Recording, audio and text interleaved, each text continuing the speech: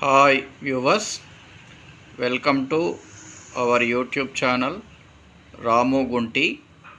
ఈ వీడియోలో మీకు అకౌంటింగ్ 1 ఎంసీక్యూస్ ఇస్తున్నాము. మరి ప్రాక్టీస్ చేయండి. ఒక్కొక్క వీడియోలో 10 ఎంసీక్యూస్ మీకు అందిస్తూ ఉంటాను. దాని ప్రకారం మీరు ప్రాక్టీస్ చేయడానికి ఉపయోగపడుతుంది. అన్ని సబ్జెక్ట్స్ కూడా ఇలాగే ఇచ్చే ప్రయత్నం చేస్తాను. నెంబర్ 1, కంపెనీ యొక్క ఆదాయ వ్యయాలు ఏ స్టేట్మెంట్లో చూపించడం జరుగుతుంది? ఏ ఆస్తి అప్పుల పట్టిక, బి నగదు ప్రవాహ నివేదిక, సి ఆదాయ నివేదిక, డి కాలానుగుణ నివేదిక. ఆన్సర్స్ కింద ఇస్తాను మీకు. సెకండ్, ఫైనాన్షియల్ అకౌంటింగ్ యొక్క ముఖ్య ఉద్దేశ్యం: ఏ వాటాదారులకు ఆర్థిక స్థితి తెలియచేయడం, బి ఆస్తి అప్పుల పట్టిక తయారీ, సి పన్ను తగ్గింపుకు, డి పైవన్నీ. థర్డ్ వన్, అకౌంటింగ్ నివేదించడం అనేది ఏ మేనేజర్లకు ఆదాయ వ్యయాలు నివేదించడం, బి కంపెనీ పన్ను బాధ్యత, సి కంపెనీ యొక్క ఆర్థిక స్థితి, డి పైవన్నీ. Fourth one, accounting period. Accounting కాలంలో ఖర్చుల మదింపు అనేది ఏ భావన?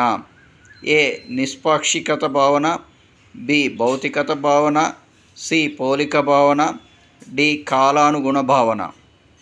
ఫిఫ్త్ వన్, ఆర్థిక విషయాలను అకౌంటింగ్ రికార్డు చేయదు.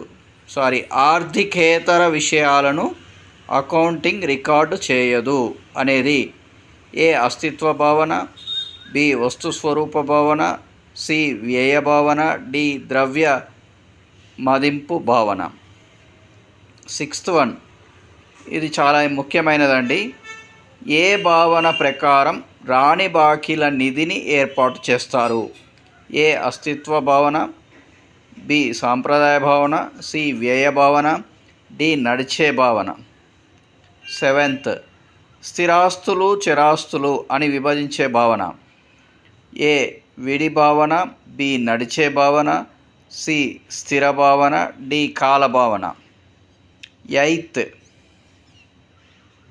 కంప్యూటర్ అభివృద్ధి 128 MB వరకు ఖర్చు అనేది ఏ మూలధన వ్యయం, బి విలంబిత రాబడి ఖర్చు, సి రాబడి వ్యయం, డి ఏది కాదు.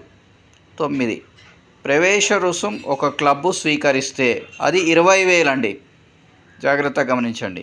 ఏ మూలధన వసూళ్ళు, బి రాబడి వసూళ్ళు, సి మూలధన వ్యయం, డి రాబడి వ్యయం.